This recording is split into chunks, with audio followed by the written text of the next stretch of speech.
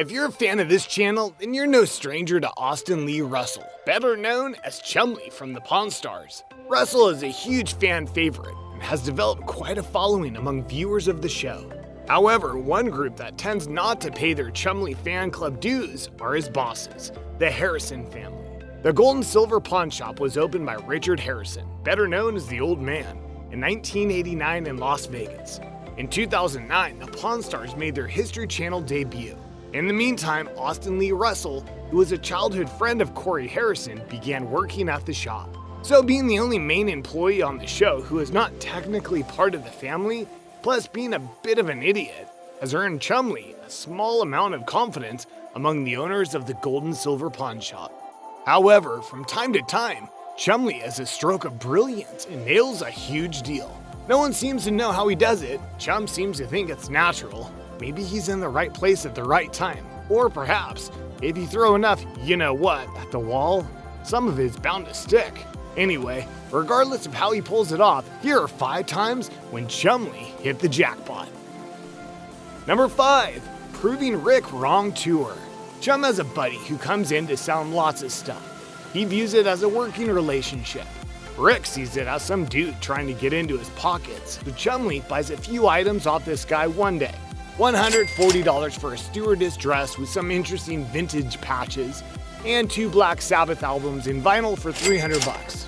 He's immediately chastised by Rick, who, as we mentioned before, doesn't buy that Chumlee's friend actually cares about it. So Chum embarks on a journey, one might call it a quest. Chumlee himself calls it a tour, the Proving Rick Wrong Tour. First stop is his buddy who runs a record shop and is well versed in the pricing on vintage and rare records. He gets nothing but great news, and the 2 items are appraised at a total of $1,200, which lands Chum a big profit. As he dances his way out of the record store and into the aviation museum, Chumlee is again met with nothing but great news from this expert. The stewardess dress itself isn't anything special, but the patches turned out to be very valuable and interesting pieces from the Vietnam War era, giving Chumlee his second win of the day. Number 4. Some dude's porch. When Chumlee goes out to run errands, you know it's going to take a lot longer than it should. So as he's cruising around on one such trip, he spots a bike on some guy's front porch. Naturally, Chum pulls in the driveway and starts asking the owner about this item.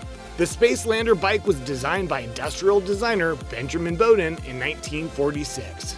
He called the original version the Classic, and it wasn't until 1960 that the bicycle began being manufactured after a few tweaks had been made to the original design. The 1960 model was called the Spacelander in an attempt to capitalize on the intense public interest in the space race.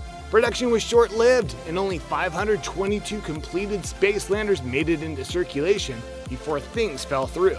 The short supply plus a resurgence in interest in the Spacelander in 1980s had made these bikes a rare and sought-after collector's item.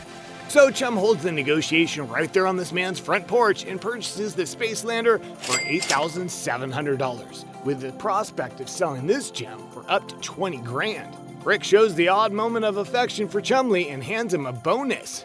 I don't know which is more valuable, an actual compliment from Rick or an envelope full of cash. Dude, thanks. Number 3. Chum coins. Coins appear in human history around the 6th century BCE in India and other parts of the world. And from that time to the present day, coins have been the primary form of money. Coins are almost always stamped with a figure on its face. In ancient times, this might be an animal or a god, and as time progressed, it became more common that the bust of a person would be carved into the coin. Now, this would always be a person in high regard with the hope that the image of this person would instill confidence in the coin's economic value. So when the Pawn Stars come out with collector coins, they naturally choose these fearless leader and founder, Old Man, to be the face of the coin. These are such a hit that they decide to continue this idea with a Ben Franklin coin. When Chumlee takes a few liberties with the design, and they end up with a box full of Chum coins, which, believe it or not, were a total hit. What? Number 2. Swords. When any high-price item shows up at the pawn shop, we're accustomed to seeing the use of a network of experts that the shop has developed to help them determine the value of those items to require such expertise to parse out. But when these samurai swords show up at the counter, Chumlee simply cannot wait. decides to rely on his own expertise, which is none, and pays $4,000 for the 3 swords. Understandably, Rick and Big Hoss are less than thrilled, so they call on a buddy to assess the damages, and then the remarkable happens. The sword experts confirm the authenticity of the swords and evaluates the price at around $13,000. The Pawn Stars will likely triple their investment. I call that a jackpot. And number 1, 100 pounds of silver. You know it's going to be a weird day when Chumley's dealing in fine art, but nevertheless, in comes a Michelangelo bust of Madonna made out of pure bronze. This is a replica of the original sculpture, only 500 of which the Vatican licensed to be produced. So the legitimate ones are very valuable. Chumley, in a rare moment of wise clarity, calls in an expert to evaluate the situation, and it turns out the bust is worth about $35,000. The negotiation comes to an unlikely conclusion when the seller asks to trade the item for 100 pounds of silver. Now this is unlikely enough, but what happens next is stunning. By the time Rick gets around to questioning Chumley about the whole thing, the price of silver is dropped, scoring the Pawn Stars a quick and easy extra $3,000. Well, that was nothing short of jaw-dropping. How does he do it? What, was Chum getting lucky? Is he actually just way more intelligent than he leads on? Or is it like Chumley himself claims, some kind of inborn natural talent? Whatever you think it is, let us know in the comments, and be sure to subscribe to Behind the Screen so you don't miss a minute of Chumley's Pals and other great TV and movie content.